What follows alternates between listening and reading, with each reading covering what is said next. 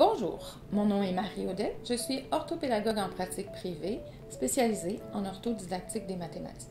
Je suis également éditrice et fondatrice des éditions Orthomato. Une des premières manipulations qu'on peut faire avec les briques, c'est de les retourner, donc le retournement. Lorsqu'on les retourne, à l'endos, on ne voit plus l'écriture du nombre. Donc on peut amener les élèves à dénombrer les boutons 1, 2, 3. Et à comprendre que 3, c'est une quantité, c'est une cardinalité et on peut, quand on la retourne, voir l'écriture du 3. On peut aussi faire différents jeux, différentes activités. Donc, si j'ai un 3, je cherche celui qui est pareil. Oh, lui, oh non, il est trop long. C'est pas lui. Oh non, c'est pas lui, c'est lui. 1, 2, 3. Pour vérifier, je les retourne et je vois que c'est la même écriture du nombre 3. On peut aussi les ordonner. 1, 2, 3, et ainsi de suite. Si je les retourne, je vais voir la suite numérique écrite. On pourrait également demander aux élèves de trouver ce qui fait 10. Donc, si je choisis le 2, avec quoi je peux faire 10? Si je garde le 2 dans ma tête, je peux utiliser mes doigts. 2, 3, 4, 5, 6, 7, 8, 9, 10. J'ai 8 doigts. Est-ce que je suis capable de trouver le 8? Oh, le 8. Oh, je vais essayer celui-là. 1, 2, 3, 4, 5, 6, 7, 8. Je l'ai eu. Et si je les retourne, je vois mon 2 et le 8 et je vois que si je les mets ensemble, ça fait 10. Donc, je ne me suis pas trompée. Donc, une autre manipulation qu'on peut faire avec les briques, c'est de les superposer.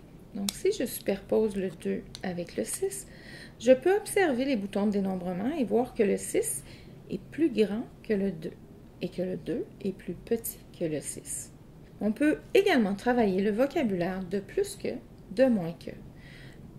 Les boutons sont alignés. Donc, par correspondance terme à terme, on peut voir que le 6, c'est 1, 2, 3, 4 de plus que 2. Mais 2, c'est 4 de moins que 6. Donc, ce vocabulaire-là, qui est très important à développer pour les enfants, on peut le développer avec les briques numéros. Un autre élément qui est très intéressant au niveau de la superposition, je vais les prendre au hasard. Je vais les superposer au hasard.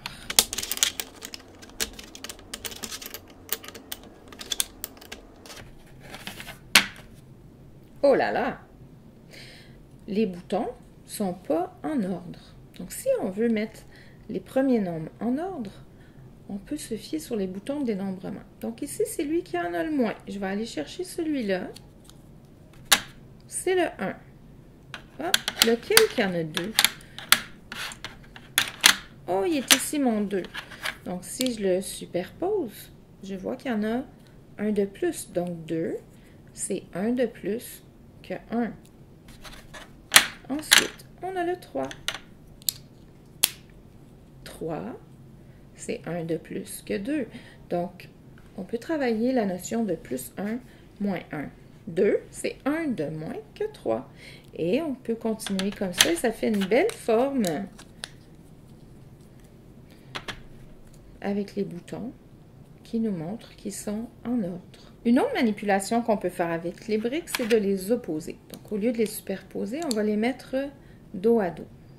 Et là, on peut voir les boutons de dénombrement. On voit qu'il y a un petit trou ici. Donc, il en manque 1, 2, 3. 1, 2, 3, 4, 5. Si je les compte ensemble, ça fait 8. 8, c'est plus petit que 10. Il m'en manque ici au milieu. Même chose si on les met en tête à tête. Je vais observer qu'il y a un espace qui n'est pas comblé. Donc, c'est moins que 10.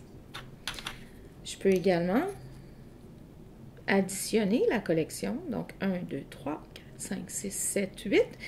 Et repérer qu'est-ce qui est équivalent. 1, 2, 3, 4, 5, 6, 7, 8. Et repérer le 8. On peut ainsi voir que 5 et 3, ça fait 8.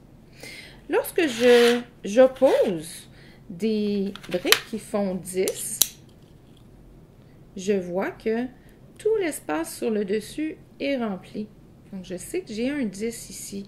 Puis, je peux aller vérifier en les juxtaposant, comme ça, dans un sens ou dans l'autre. Lorsqu'on oppose des briques pour lesquelles la somme fait plus que 10, on va voir qu'il y a des boutons de dénombrement qui sont un vis-à-vis de l'autre. Donc, on sait qu'on a notre 10 parce que tout l'espace est rempli, mais on sait qu'on en a 3 de plus que 10. Même chose si on les met en tête à tête. Donc, j'ai le 6 et le 7. Si je les colle, j'en ai 3 qui se touchent.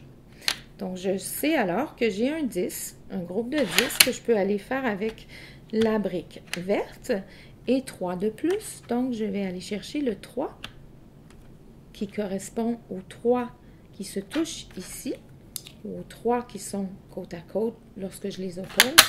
Et je peux découvrir que l'écriture du nombre 13, c'est une dizaine avec 3, 10 et 3.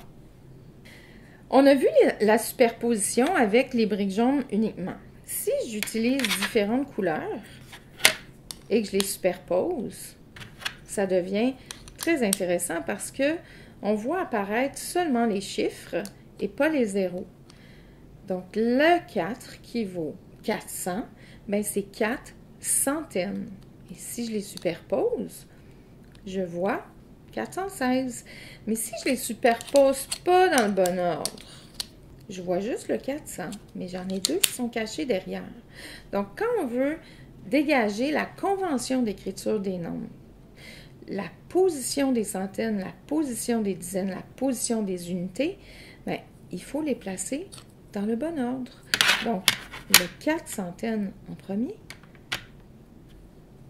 une dizaine en deuxième et 6 unités en troisième pour composer le 416. Donc là, on voit l'importance de l'ordre des chiffres dans l'écriture des nombres. Alors voilà, je vous ai présenté mon coup de cœur, les briques mathématiques numéro.